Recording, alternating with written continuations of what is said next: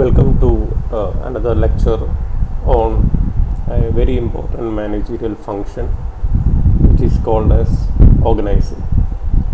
In the last lecture on planning, we have seen how organizations set up objectives and how they create roadmaps or plans for the realization of objectives.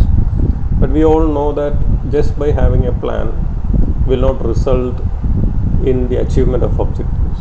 For that, we need to implement, we need to act. And another important element in the realization of objectives is that we need to have resources. We all know that there are three key resources that firms have. They are men, money, and material. And we all know that these resources are scarce. We don't have unlimited resources. So organizations should ensure that all these key resources are properly utilized efficiently and effectively so as to realize organizational objectives. So how do we make sure that all these resources are used properly? We need to structure the work. The whole structuring of the work for realizing goals is called as organizing. So this presentation is derived from the textbook written by Stephen Robbins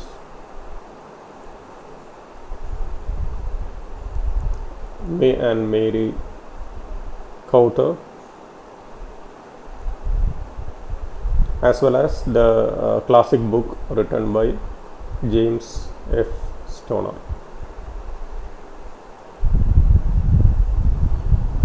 So let us go deep into the concept of organizing. See, what is the outcome of organizing? The outcome of organizing is the creation of an organizational structure. So essentially in this lecture we are going to deal with the most important topic: how do we create or design an organization or a firm.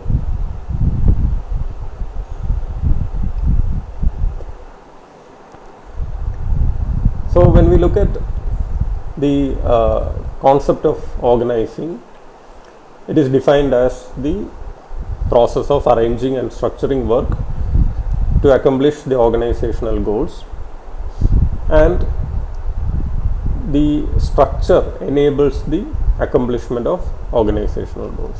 So when we want to accomplish goals, we need to have a formal arrangement of jobs within the organization, and that formal arrangement of jobs is referred to as organizational structure. The whole process of creating organization is called as organizational design. So the question comes as to when is these concepts becomes relevant. This will become relevant when we start a firm from the start or from the scratch.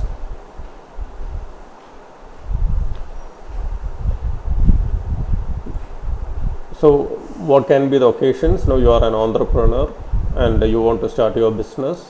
So the whole concepts that we are going to learn here will become useful to you. Or you are going to set up a division, set up a new division.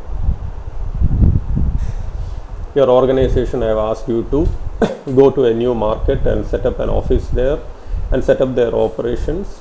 So you need all the theoretical concepts that we are going to see in this session. Third, suppose your organization is going to restructure. Because of some reason, the organization feels that the current structure is not proper enough to accomplish the objectives. So the management jargon we use is our organizational restructuring. you change the existing structure to create new structures, then you need to design the new organization. Okay, so these are certain instances where the whole concept becomes very relevant. Otherwise, normally organizations themselves have established structures, and you will be a part of the whole structure. You don't need to do something new here in terms of organizational design. Okay, so when we look at the concept of organizational design and how do we design organizations, the whole process of organizational design revolves around 6 key decisions. What are those 6 key decisions? The decision with regard to specialization, decisions with regard to departmentalization, the decision with regard to the chain of command, decisions with regard to span of control, centralization and decentralization decisions, and formalization. All these may sound jargonish, but when we go into detail, these are all very simple concepts but very important. We'll take each of these decisions one by one. Let us go into the first decision, that is with regard to the specialization. Okay. So what is specialization? Specialization is the degree to which the tasks in an organization is divided into separate jobs, with each step completed by a different person. Okay, so it gives a definition, gives a clarity as to what is meant by a specialist. Usually you can see that every job, every activity has various steps, and when each of these steps is assigned to a different person, then that job will become a specialized job. For example, when we look at a sales process,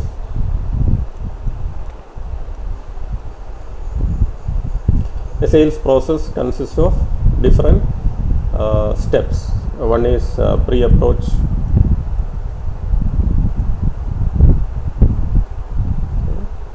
then you have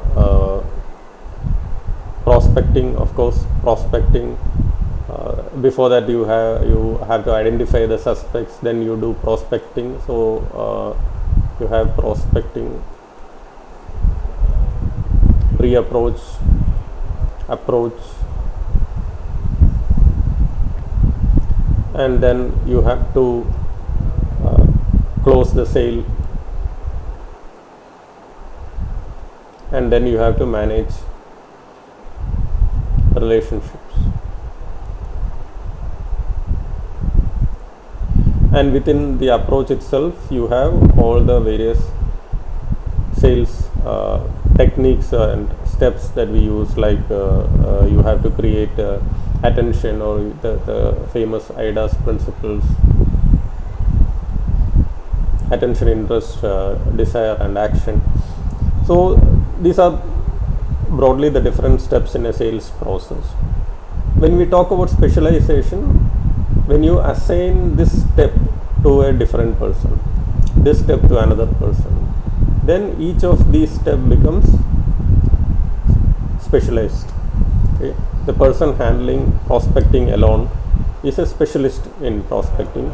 There will be a group of people in your organization whose job is to do a pre-approach, okay, collect information about the customer, and then set appointments for the salesperson to contact and make sales presentations. That is one way of looking at it. Another is that you assign all these steps to a single person, and this is a sales guy who is going to do all these activities. So he is not a specialist in that sense. He is a generalist in the sales domain. Okay.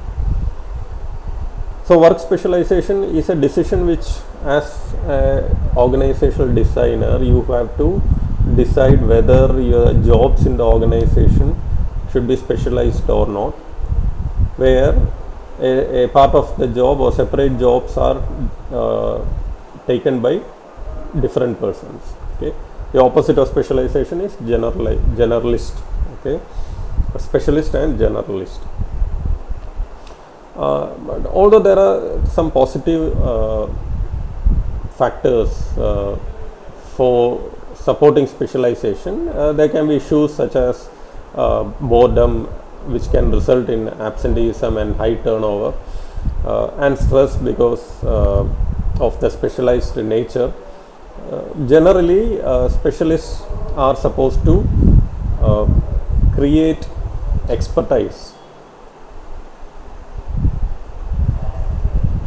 for the organization. Suppose again taking an example from the sales process, you have a specialist team for identifying prospects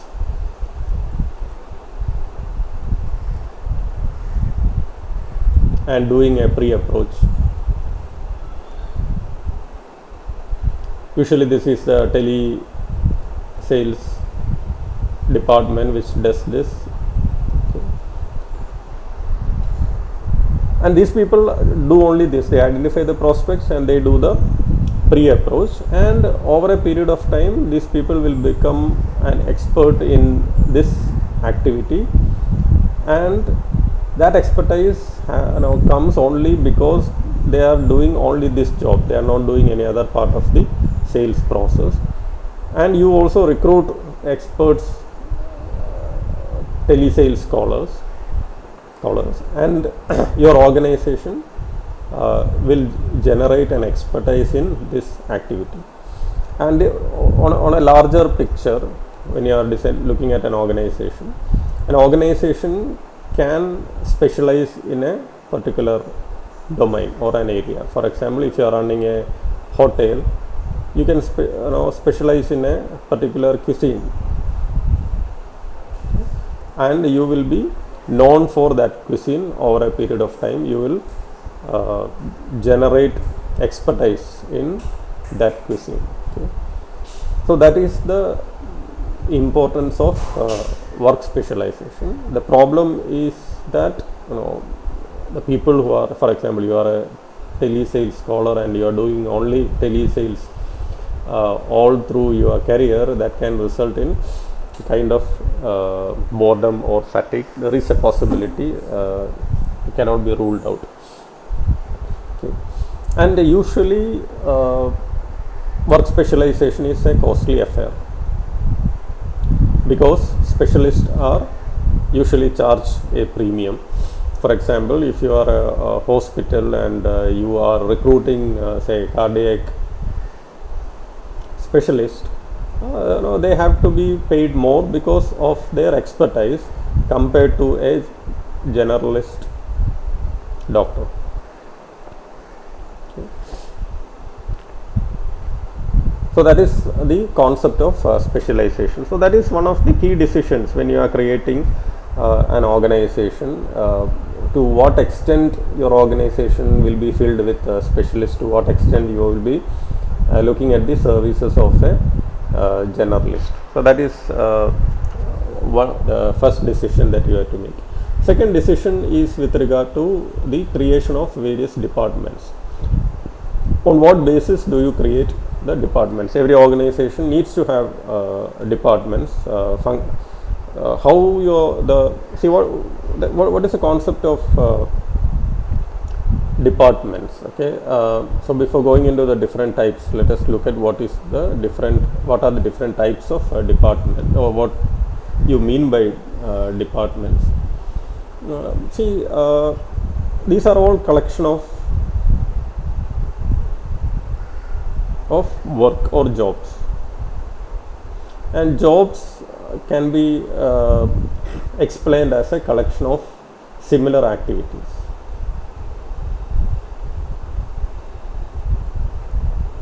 Okay. So when you look at the organization as such, how will you, or what is the basis in which you group the collection or a grouping?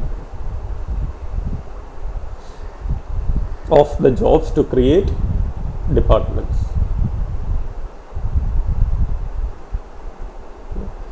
For example, you can decide that all the jobs that is related to marketing function will be grouped together to form the marketing department. Okay, but this is an example of a functional departmentalization. Likewise, you can create departments based not only on function but also based on various other characteristics or various other types like product, geography, process, as well as customer. Okay. So what is functional departmentalization? Functional departmentalization is where the grouping of jobs is done based on the functions. Now here function does not mean managerial functions like planning, organizing. Functions, we talk about the organizational functions like say marketing, finance, production, etc. Okay. So this is the typical most commonly seen type of departmentalization, where when you go into a typical organization, you can see that there are various departments like marketing, HR, finance, etc. So where the basis of grouping of jobs is function. Okay. Now if you look at another way of grouping of jobs, it can be also based on a product line. See, some of the examples that will be cited may not be a perfect example, because you will not see a perfect example of management in organizations. Why? Because organizations do not go by textbooks. They take they create organize or whatever that they do will be in line with their needs and not based on any not based much on the theory part. So variations can happen, but let me talk about one example. You see, if you look at a pharma company, and if you look at the mostly about the pharmaceuticals, most of the pharmaceuticals are organized based on the products. I have seen this in the sales function of pharmaceutical companies. You have a lot of divisions based on the products. Say, for example, you have a cardiac division, you have a division which handles pulmonary products, you have oncology divisions where they handle only the cancer related products, and they talk to the doctors who treat cancer patients. So likewise, pharmaceuticals generally, at least their sales function is grouped by their product line. So now, how do you decide whether your organization should be based on all these various type of departmentalization? See, one way of looking at it is that, check whether your basis of departmentalization is matching the complexity. See, why pharmaceutical companies are grouping their jobs, at least in the sales department, by product line, is because their products are complex.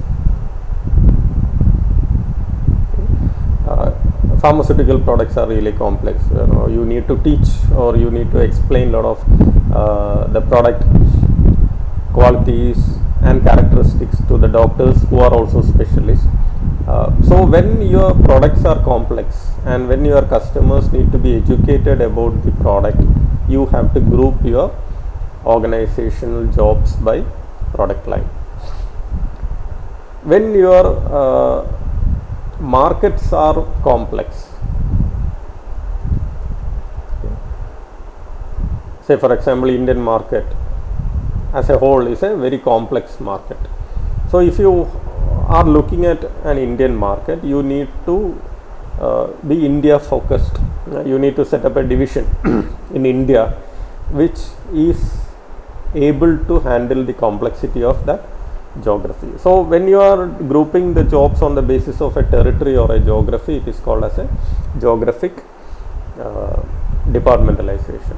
Those people who are in marketing, can find similarities with the segmentation process. Now, why geography is because you want to have specialist knowledge in that market if you want to survive. For example, if you look at telecom companies in India, telecom companies usually are organizing their organizational structure is predominantly based on the telecom circles. Okay, so you have the NCR region, Kerala region, and usually it is geographically divided. Why? Because one factor is that you get licenses based on the telecom circle. Second is that you need to be focusing your entire efforts on these circles because each of these geography is different from other. So it is very easy to manage when you are grouping the jobs on the basis of geography or territory. There can be instances where you can see that organizations group the jobs based on either a product flow or a customer flow. For example, if you go to a service center, an automobile service center, or any service companies, service firms like a hotel, you can see that the work or the jobs are grouped based on the product or customer flow or on the process. Okay, so typically a service center, you look at the service center's organization, it all deals with the the flow of the customer from the receptionist to the vehicle delivery after the service part. Okay, and when your customer needs are complex, you can think about creating departments based on their customers and needs. Say for example, in many banking services, you can see that they have classified their customers into different types. Okay, for example, high net worth individuals, you have business customers, you have retail customers, and they have specialized divisions handling these different types of customers. Okay, suppose you are your customers are having varied needs, and your customers are complex, like say government, you are dealing with the government, then you need to have a specialist. So your organization will definitely have to group the jobs based on the customer and their needs. So having said that, see, in practice what is happening is that organizations, when they create the structure, they take the best of all these different ways of departmentalization, and ultimately what you will have will be a kind of a matrix structure or a hybrid model, okay, which includes a little bit of functional, little bit of product, little bit of geography, little bit of process, and little bit of customer grouping. Okay, so in practice, when you go into an organization, you can see that the organization structure will be a little bit more complex than what is being seen here. Okay, so let us look at some examples of the common forms of departmentalization as given in the textbook by Stephen Robin. So here this job according to a function in an engineering organization, you have different functional groupings like engineering, accounting, manufacturing, purchasing, etc. Now the advantages is that it is more efficient because people with common skills, knowledge and orientations come together. The disadvantage is that all these different functions or departments will act as silos. Okay, silos is a watertight compartment, where you store food grains, and these silos don't talk to each other. Okay, so there is a problem when we are grouping like this. Probably the manager accounting and the manager engineering may not be communicating with each other, which can create a lot of issues across the functional areas. Okay. Next is a very commonly observed departmentalization based on the geography. So here the sales department is organized based on various regions. The advantage of this type of function is that when the regional issues are there, the specialist will be able to handle the regional issues. The disadvantage is that there is a duplication of functions. So what do you mean by duplication of functions? Now, why do you need to have 4 sales directors for 4 different regions, all performing similar functions? Why not have a common director for all these regions? That is actually a question that normally being asked. Okay, so here you will have different type of different employees. Here also you will have different employees. All these people are doing the same kind of jobs. The only difference is that they are working in a different region. So there is obviously duplication of function. And as in the functional, there can be issues with regard to the organizational areas, in the sense that western region and southern region can probably, depending on how this support is being given, there can be a problem where of isolation perceived by certain areas from other areas. And when you are looking at again communication, when you are operating in a large diverse country like us, the managing all these different geographies with the duplication of functions can be little difficult. Okay. Now, product departmentalization, as I earlier said, is when the products are very complex and products are of high value. For example, here when you are operating in different sectors of very different products which are very complex, then you need specialists. Okay. So what the advantage is that you become an expert in each of these various products. You can become an expert. For example, Mahindra and Mahindra has expertise in the tractor and SUVs, because there the organization is divided on the basis of products, because each of these products are very complex and different. You need expertise. Again, duplication of function obviously will happen. Why? Because each of these products departments will be an exact replica of another product based department. Okay.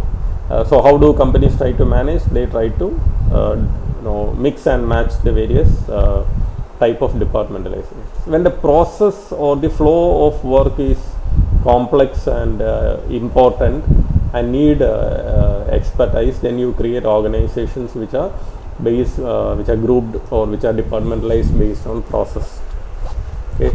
Where see, for example, you look at a automotive service center where the process is the product, in fact. Okay, so you create the organization based on the process flow, right from where the customer comes in with his vehicle to you go to the reception, and then the initial phase of the process starts, where the service advisor will come to you, and then the car is taken to the workshop, and the work is being done, and then so you can see that the entire that if it is a department under a dealership, you can see that basically you have different departments based on the process. So and it can only be used with a certain types of products. Not every products will be able to use process departmentalization, but I think in many of the service organizations like hotels, it is, you look at their departments, it is based on the customer flow. When the customers are very, very complex and large, you create organizations based on customers. For example, you have retail account, wholesale accounts, and government accounts. Why? Because retail accounts, the customers are different, wholesale customers are different, government is totally a different game altogether. So you need customer specialists. So you create departments based on customers. Okay.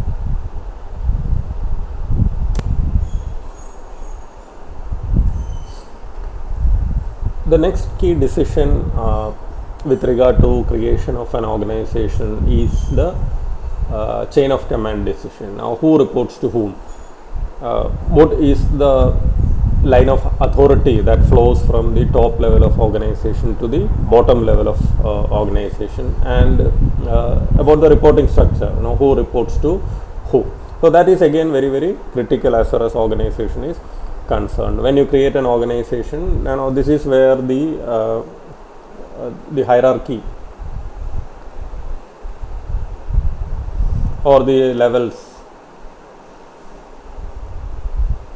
levels of management gets finalized. Okay, so you have to decide on what will be the hierarchy, who will report to whom, whether there will be one head or there will be multiple reporting structure. All these will be decided at this this part of the organizational design process as such. So when we look at the chain of command, there are certain key concepts like authority. Now, authority is the rights inherent in a managerial position, which enables that person in that position to tell people what to do and expect them to do it. So every organizational level or every managerial job has an authority attached to that job, and responsibility is the obligation to perform. So these go together, right? Authority and responsibility goes together. And of course, if you remember Henry Fayol's 14 principles, he proposes that an organization needs to have unity of command, where the one person should have only one boss. But that this particular dictum is now being criticized, and it's not practiced in right now because of the complexity of the new generation of organization, which violates unity of command. And this principle is right now not that relevant in management. So again, why we are discussing is that we are dealing with how do we create a structure that facilitates flow of authority as well as responsibility, and also it also helps you to design the reporting mechanism, okay, as to how the flow of information goes through within the organization as such. Then another key decision in organization structure is with regard to the span of control. Span of control talks about the number of employees who can be effectively and efficiently supervised by a manager. 7 to 8 is the ideal number of employees that can be effectively managed by a manager. But of course, a lot of factors influence the span of control, like the ability, the employees' characteristics, the nature of the work, whether the tasks are similar or different, whether the task is complex or simple. Subordinates, are they near you or are they working in a remote location, whether there is tasks which are standardized or which needs to be innovative or non-routine works, how good is the organizational information system, and whether the culture permits a higher span of control, and what is the nature of the manager's style. All these have an influence on the span of control. For example, if the organization is managed by very well experienced and highly able manager, then you can have a larger span of control. That is, a good manager will be able to have a larger span of control, means that he will be able to manage a large number of employees. If the employees are very efficient, then you can have a larger span of control. Why? Because when you have efficient employees, you need less supervision. Okay? So larger span means that less control. Okay. And if the work is complex, then you cannot have a larger span of control. If the work is complex, then you will have to closely monitor the employees, so the span will be very less. If the subordinates are physically close to you, then you can have larger span of control. That is, since you can see the employees, then you will be able to manage them better. If the information system in the organization is very robust, then you can have large span of control. Why? Because the system enables you to control or supervise large number of employees. And so there are certain managers which are called as micromanagers, who wants to know everything, and who wants to have a say in all the activities. Those kind of managers may not be able to handle large number of employees. So it depends on whether the organizational culture itself permits span of control. Why? Because when you have larger span of control, you have to empower the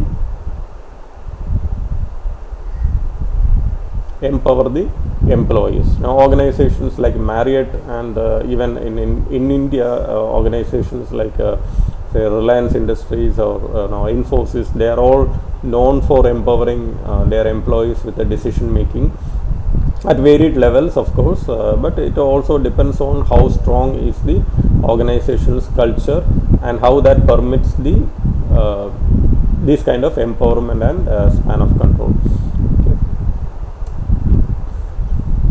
Why this is important is that just look at this representation figure given by Robbins.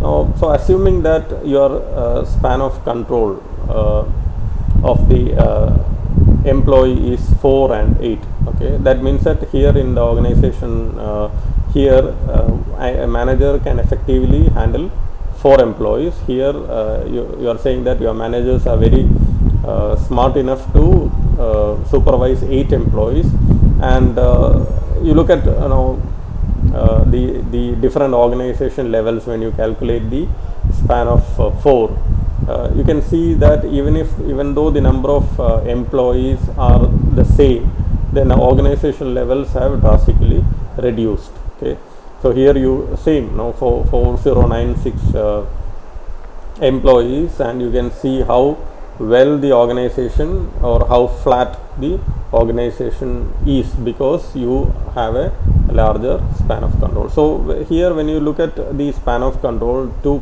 concepts comes into picture, that is organizations which have tall organizational structure and flat organizational structure. So tall organizational structure refers to a higher levels of or larger levels of hierarchy.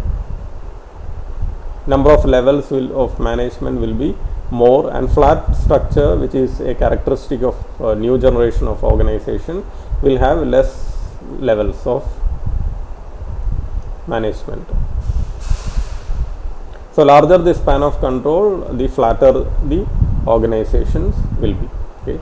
Now why? Because here the assumption is that if you want to control or you want to supervise 4096 employees, you need 1024 managers or supervisors Why? Because the span of control is only 4. At the same time, 512 managers here, this level can effectively control or supervise 4096 employees. Same case when you go up to the ladder, 512 managers can be supervised by, or 512 employees at this level can be supervised by only 64 of the superiors, while since you have a larger number here and smaller span of control, you need 256 of level 5 to control 1024 of level 6. So that is the understanding, or that is the explanation of this diagrammatic representation of these spans of control. Again, I am not saying whether the lesser span of control is better than bigger span of control. The most common and the correct answer is of course it depends. It depends on all the factors which we have seen in the earlier slide. Along with the span of control, another important decision is with regard to the centralization. Now, how concentrated is the decision making in your organization is something which you need to decide when you are creating your organizational structure. Are you going to concentrate all the decision making at the top level of organization? That means that your employees are not empowered to make decisions. Even if you wanted to buy a stapler for your official use, you need to get the sanction from, say, general manager or a divisional manager. Then you can very well say that your organization is highly centralized. Okay, so there are a lot of traditionally organizations are centralized, where they don't trust their employees to make good judgments, so they decide that the top management makes the decision and lower level employees carry out these orders. The opposite of centralization is decentralization, where you trust your managers to make decisions and you delegate. So the important terminology in this context is delegation.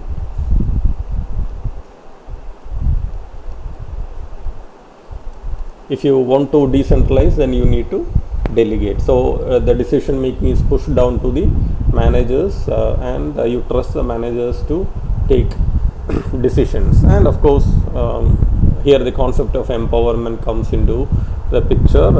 You say that your employees are empowered when they have a higher decision making power. So a lot of factors influence this, the culture, the way the founders envisage the organization to be, the trust in the organization, the way the environment operates. All these have an influence on this key decision of how centralized or decentralized the decision making powers be.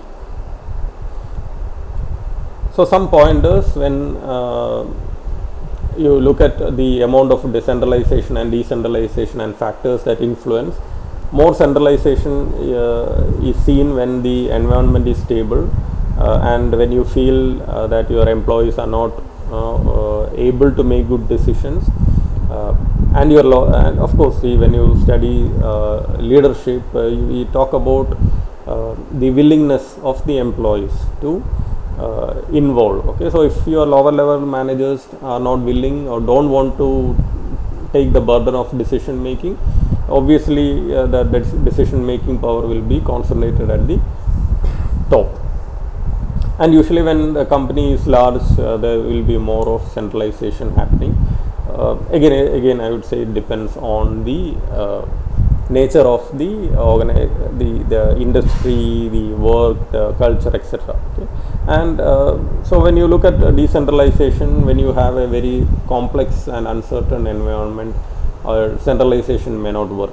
Okay, you have very smart people, no, they will not stay if you are a highly centralized organization. So if you have a very dynamic group of managers, then obviously you can go with the decentralization, give them more decision making power. Okay. Then comes the another important and interesting, I would say, organizational structural design decision, which is called as formalization. Now, formalization refers to the level of standardization and the extent to which the employee's behavior is guided by rules and procedures. So, say for example, you are working in an organization where they have a rule for everything, there is a procedure for everything, and you have to go by the rule book, and you don't have to have any authority or any freedom to make any changes in the procedures and rules. Then you are in a highly formalized environment. Say you go to a typical cafe coffee day or McDonald's, you can see that the employees there have a script. What they say to you when you go to the counter is almost the same everywhere, and that is a kind of a standardization, right? They don't greet you in your own language, your mother tongue. They speak English. That's what I have seen. Why? Because they want that standardized experience across the various outlets. So they have a script. Okay. Low formalization means that fewer constraints. Some organization insist that you need to wear a particular uniform, and that is a formalization. Okay. And there are organizations that really don't care what the employees wear. Again, formalization or low formalization, we cannot judge whether one is good or bad. A lot of it depends on the nature of the institution as such, in what industry it operates. For example, you are running a 5-star hotel, and you are not going to standardize anything. You allow your employees to wear anything to work. That probably may not fit that industry. The industry has certain norms. The customer expects that the employees wear certain uniforms, and they speak in a particular way that is being expected out of such kind of hotels. So airlines, for example, you have all these uniform staff with scripts, and the way they work is all very, very formal. You have other examples of Southwest who is doing a different kind of a